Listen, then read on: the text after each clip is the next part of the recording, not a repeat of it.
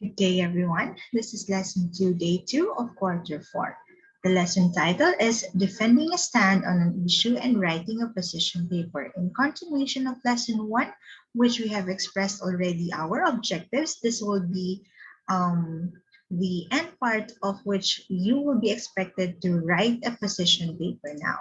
So let's start with these different issues. As you can see here, there are 5 issues, and there are also um, or each issues have this different stand, claim, or position. It can be agreeable or disagreeable to what is being claimed. So let's begin with social media. In social media, there are lots of ways on how you can put your stand on it. Specifically, these are the 2 examples. Social media gives negative effect on students' academic performance, which could happen.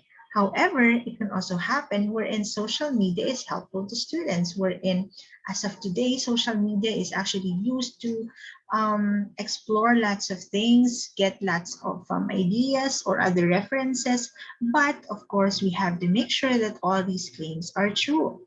The next topic is about legalization of divorce. Divorce should not be legalized in the Philippines, which is part of many Filipinos' thoughts, especially because it's a Catholic country, or it's a place wherein they really give importance to matrimonial um, celebrations and the like. But however, there could be other issues such or claims such as divorce will help unhappy couples to give themselves chance to love again. These are different ways on how they can express their stand or claim in an issue. Another example could be bullying, and we all know that this actually happens. And so, in bullying, there could be 2 stands. The first one is bullying affects a student's behavior in school. The other stand is bullying will not affect the student's behavior in school. However, whichever happens, especially when it is really happening, I hope not. But these are stand, claim, or position. The next would be about smoking. First stand, smoking should be banned in public places. To some other places, this is actually already happening. However, there could be another stand wherein smoking is a choice and people should have freedom to do whatever makes them happy. Lastly, homework. I'm sure you guys can relate to this. Homework should be mandatory to students. The other stand or claim here is that homework gives students less time for recreation and family time. As you can see here, there are 2 opposing stand or claim or position in different issues. And so with these 2 stands, it means that you guys have the freedom to choose whichever claim you would go through. However, in claiming it and putting in your stand, it should be supported by um, other writers' claims or references or the like, which will be discussed with as we go through with this video lesson. So these are the ways that can help you to be able to defend your own stand on an issue. You have to take note of the following. First, clearly identify the issue that you believe is affecting you and your community. You can have 2 or more issues. Here or in here, we have to make sure that the issue or your stand is actually clearly defined. So it doesn't matter if this is a sensitive topic or not, as long as you're able to clearly identify the issue and you believe that this issue is actually affecting you and your community, then this could be a good way to start a position paper. Because remember, position paper is your stand about an issue. Okay, the next one would be from the issues that you have identified, take on a side that you can defend. So there could be different issues that you actually identify in the community. Just like earlier, we have presented different issues such as social media, bullying, legalization of divorce, and the like. And so which of these can you stand for? Or which of these can actually make you really stand out, especially when you can defend it. Next would be, given the issues that you chose, identify other concepts or ideas that you can associate with the issues. So these are related thoughts or articles that can help you develop even more your position paper. Also, what you can do is to formulate statements that will express your stand towards the issue.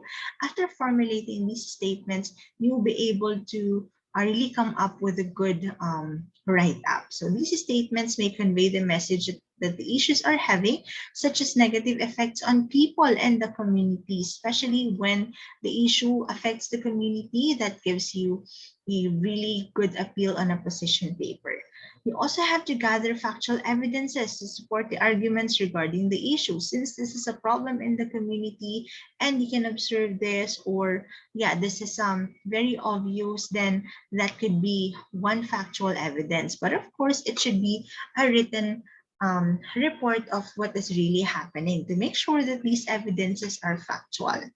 And so, again, with those reports, it could be an official statement of the government agencies or political leaders and academic authorities to make sure that the evidence are factual. Lastly, make sure that your statements are strong enough to convince or persuade that can associate with the issues. So your readers will make it into action to address the issue afterwards. After reading your position paper, the readers will really make an action about it to, to solve the problem that is happening. So let's first try this one. This is in a form of Google form. However, if you cannot access the Google form, you can also answer in your paper and have it submitted within the day. Again, you will have to submit the work within the day. Okay, let me just open the tab. Okay po. Sorry, this is personal computer. Let me just change it later on.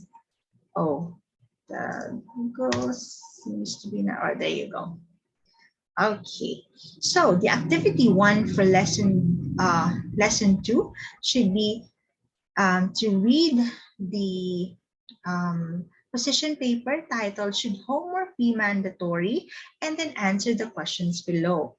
Use a separate sheet if you cannot answer it from here in the Google form. But if you can, of course, I would encourage you guys to answer it from here. So what you have to do here is to just include your email address and then, of course, your name so that I'll be able to identify whose answer or response has been submitted already. But do not forget to include your strand. Okay, that's just an example. So let's first try to read this one.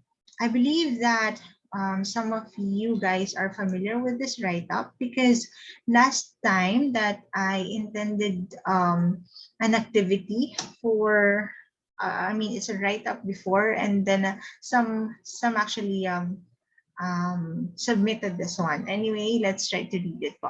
Should homework be mandatory? This is a position paper, by the way. I can almost see many students nodding along with me as I ask this question. Younger generations, overloaded with home tasks and numerous assignments, have already raised this issue many times. Yet, homework remains mandatory. Is it fair or should it be cancelled? I believe that homework should not be viewed as a mandatory part of education for several reasons. First, children spend 7 hours every single workday at school. That is a huge chunk of life. And with homework added on top of these hours, a child is left with no time to live his life to the fullest, socialize, or grow in other areas. Second, sitting at your desk solving problems does no good to your health. Kids need time to get outside and have some fun, join a football league, or ride their bikes with friends around the block.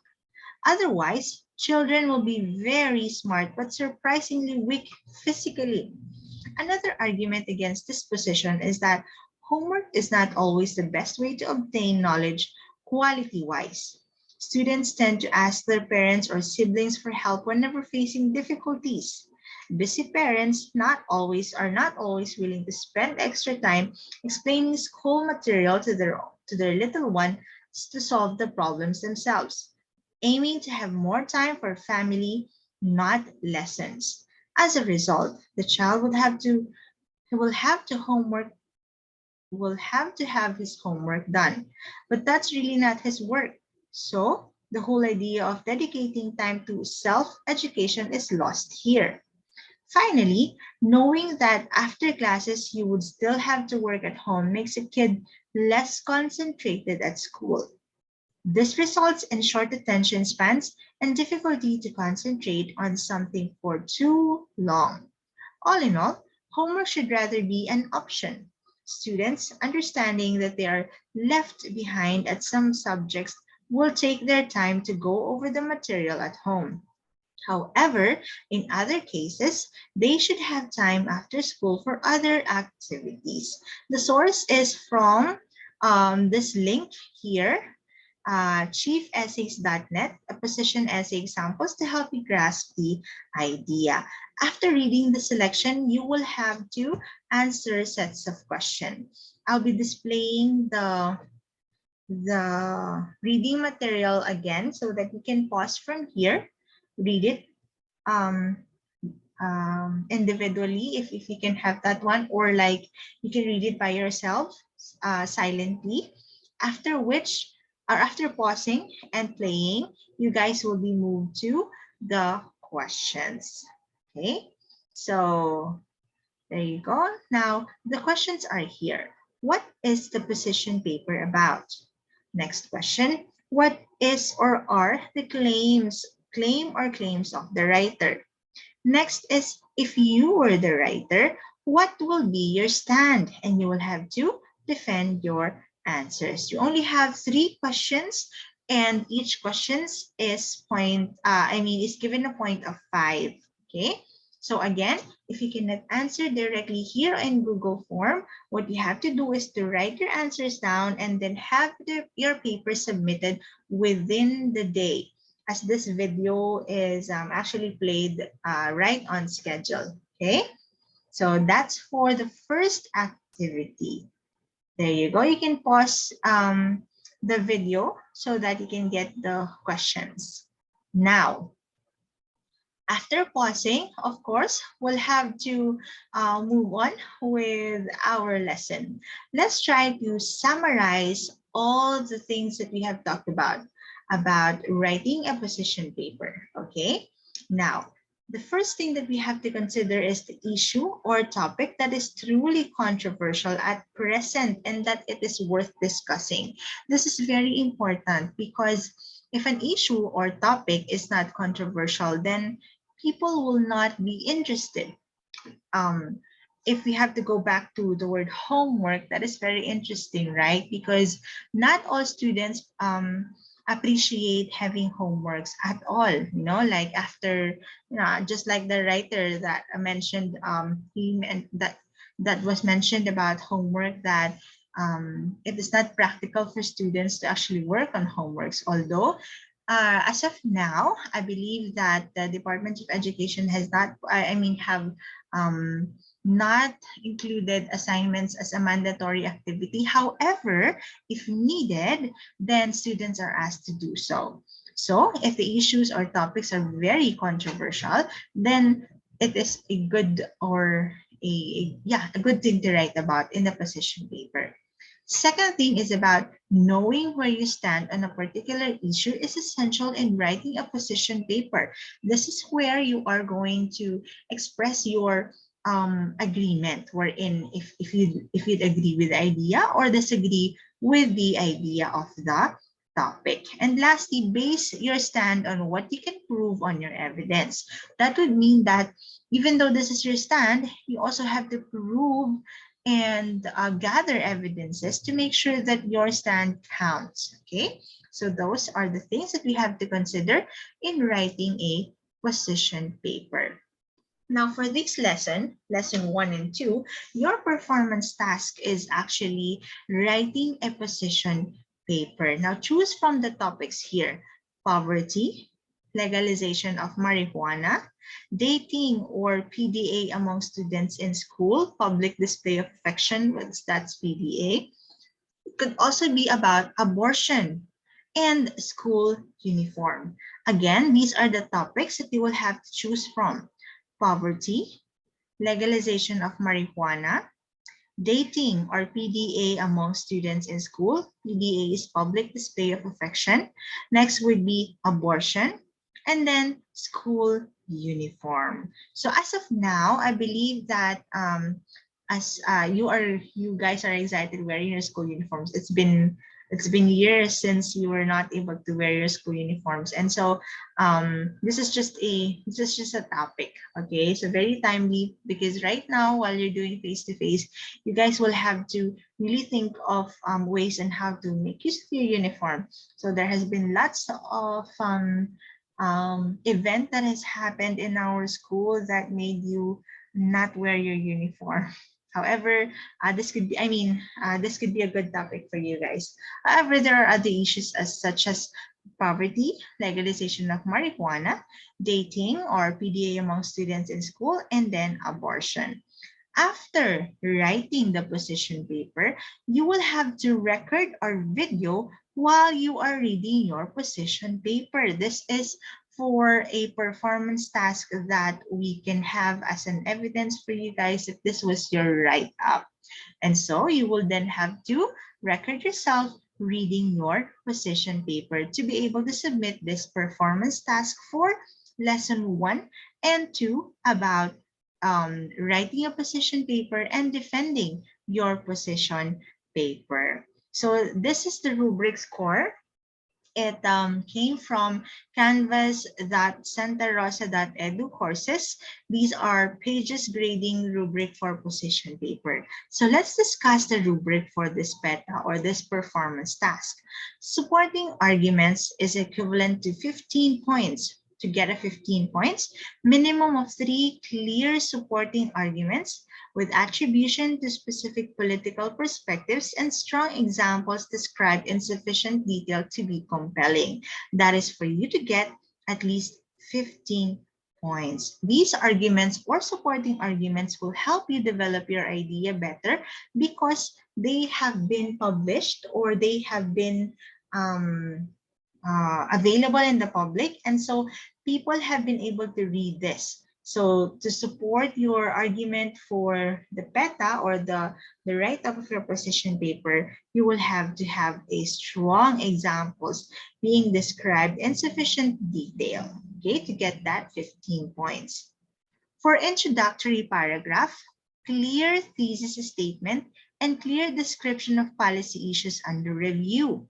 As a grade 11, you should be able to create a writer's position that is not endowed with persuasive initial presentation of argument.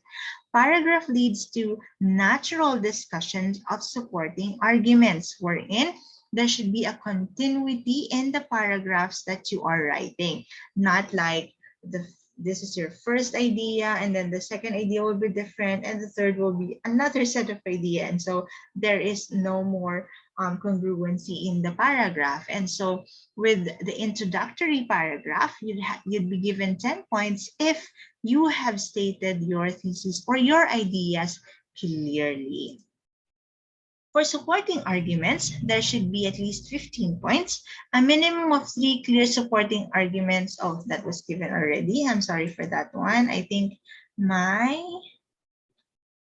presentation just went back to the same pages. Now, for discussions of opposing arguments, you have 10 points, minimum of 3 clear supporting arguments. Oh, let me just get back to that one. I think my presentation came back po. All right. Concluding paragraphs will be given 10 points. Paragraph summarizes clearly the paper's main assertions and clarifies the main policy issues under discussion. Your thesis or the idea is restated in a more compelling fashion with suggested course of action suggested based on the evidence. That would mean that the end part of your paragraph should have a summary of all the assertions or the ideas that were presented in the introductory and the body part, which clarifies the main issue here, okay? And then the proofreading and grammar. at least 10 points for college level writing with clear proofreading and correct grammar and punctuation. As a grade 11 student, you are expected to have a college level writing with clear proofreading and correct grammar and lastly punctuation because initially as a senior high school, this is the level where you guys are introduced into college, okay? A college, okay?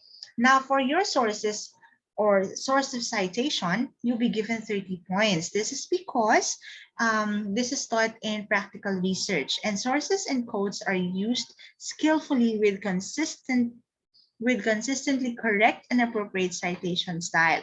There were different uh, citation styles introduced to you in practical research. And what you have to use here in AF is the APA 7th edition. You have to make sure that there is a complete bibliography, including multiple sources from contrasting political perspective. Remember, you are asked to have at least 3 supporting arguments. And so this is where you can actually source citation for your performance task in writing a position paper. So those are the things that we have to um, um, meet for your performance task. Now, as a review of the lesson, let's start with answering these questions. What is position paper? What are the 3 parts of a position paper? And how will you cite your references? To answer the first one, a position paper is an essay that expresses, let me just move that one, a position on an issue. It gives arguments that support the opinion of the writer based on the facts collected. Now, to answer question number 2, what are the 3 parts of a position paper? This is introduction, body, and conclusion. Simply put it, that's the parts of the position paper. And just like in research, citing sources is very important. This is to avoid plagiarism. So use the APA 7th edition to formally cite your references as introduced in your subject practical research. These are examples. So in APA 7th edition, these are the lower part are the correct ways on how to support your evidences and claims in writing APA 7th edition. The first one are the previews or the APA 6th edition. So as you can observe here, we have here the last name of the author and then initials of the first name and then initial of the middle name, then supported with a open and close parenthesis to put in the year of publication, the title, The 7 Habits of Highly Effective People, powerful lessons in personal change, and there should also be a support of Simon and Sucher. That is an expression to this topic. The difference between the two is that they have included here the place of publication, New York, and why Simon and Sucher. So that's the difference, okay po? And then as you can see, there is also a separation of using period in every part, okay? And then, of course, we have URL. For the 6th edition, they only included DOIs. For the 7th edition, they have considered writing or putting in HTTPS. This is to avoid going into sites that are not legalized or safe because there is what we call then HTTP and HTTPS. If it uses HTTPS, it's safe for your browser. But if not, then it's not safe. Okay, sometimes it's exe, and so that can cause virus to your computers. Okay, and then the next is when you make use of the internet to browse things. Majority uses majority publishes with the author's name, and so let's consider that one. The last name, comma, and then the initial of the first name. Then you have to consider the date, 2019, October 11. If the month and day is included, you can also put it there. Then you can write the title of the article, APA 7th edition, the most notable changes. And on this part, the most notable changes blog post retrieved from. While on the 7th edition, the most notable changes, and then Scribber. Scribber is the page of the blog where they took the information from, and then they retrieved from, and then included now the URL for the citation. These are 7th edition or APA 7th edition on this part, and so let's all consider it. All right, review of lesson 2. This is defending your stand. So how will you ensure that you have defended your position paper? When you're able to give accurate arguments, whether you agree or disagree with what is being talked about, that is when you will know if you have defended your position paper. Now make use of expressions such as I agree, I consider the thoughts, however, or I am expressing my disagreement because, or I strongly suggest. So making use of these expressions will help you to make your write-up stand out. Or instead of just beginning with I simply putting in I am making use, or I am talking about this issue because, or something like that. And so useful expressions such as these in front of you can help you to create a better argument and a better statement for your position paper. So that should be the end. Here is our what do you call this one, reference. This is your module for English for Academic and Professional Purposes, Module 6, Writing the Position Paper from the Department of Education of Regional Office 10. So there you go. If you have inquiries for today's lesson or lesson 2 or the performance task and the like, you can contact me through my email addresses, mariasuzette.cultura.tepe.gov.ph, or my personal email address, mariasuzette.alavado@gmail.com. Now, if it's easier for you to contact me in Facebook or Messenger, you can just browse in Suzy Cultura-Alavado. So that would be the end of this video. I hope you have learned something. Remember, if you have questions, specifically on the topic or the tasks or the final performance task for lesson 1 and 2, just let me know.